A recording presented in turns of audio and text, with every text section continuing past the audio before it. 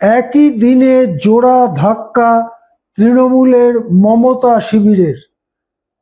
লোকসভায় বাদল অধিবেশনের জন্য সাসপেন্ড হয়ে গেলেন কল্যাণ বন্দ্যোপাধ্যায়।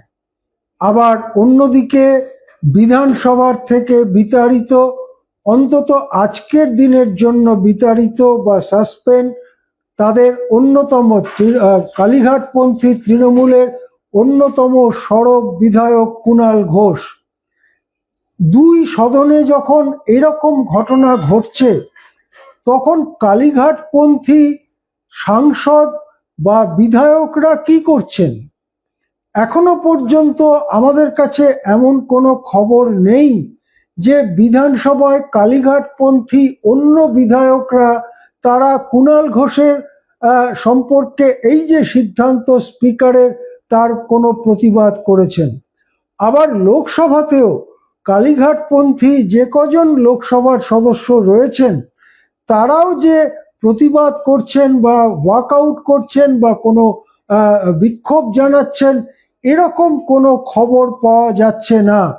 তাহলে কি সিদ্ধান্তহীনতায় ভুগছে কালীঘাটপন্থী তৃণমূল? অন্যদিকে আবার দলের যে নেতৃত্ব, মমতা বন্দ্যোপাধ্যায় এবং অন্য যারা দলের নেতৃত্ব আছেন, তাদের পক্ষ থেকেও এর কোনো জোরালো প্রতিবাদের কোনো খবর এখনো পর্যন্ত আমাদের কাছে নেই। হয়তো প্রথা মাফিক সন্ধ্যের দিকে কোনো বিবৃতি দেওয়া হতে পারে, কিন্তু তাৎক্ষণিকভাবে এই দুটি ঘটনায় সেই বিধানসভা এবং লোকসভায় যে মমতাপন্থী সাংসদ এবং বিধায়করা রয়েছেন তাদের নিষ্ক্রিয়তা কোন দিকে ইঙ্গিত করছে?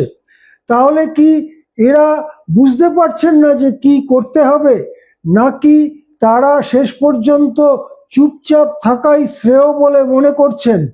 মমতা বন্দ্যোপাধ্যায়ের সঙ্গে তাদের কি যোগাযোগ হয়েছে এরপরে ফোনে বা অন্য কোনোভাবে? জানা যাচ্ছে না।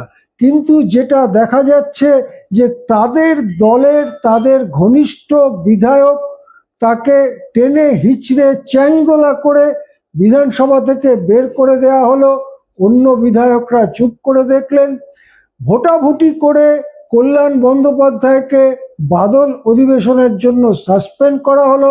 তার বিরুদ্ধে কোনো জোরালো প্রতিবাদ এখনো পর্যন্ত দেখা যাচ্ছে না। তাহলে কালীঘাটপন্থী তৃণমূল তারা কিভাবে লড়াই করবেন, কিভাবে তারা বিজেপির বিরুদ্ধে তাদের বক্তব্য জোরালোভাবে তুলে ধরবেন, সম্ভবত সেই ব্যাপারেই তাদের দ্বিধা দ্বন্দ্ব গ্রাস করছে, এরকমই মনে করেন অভিজ্ঞ মহলের অনেকেই।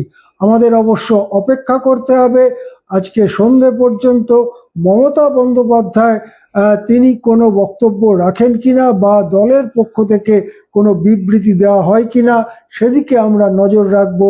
এখন এ পর্যন্তই। দেখতে থাকুন কলকাতা টিভি ডিজিটাল।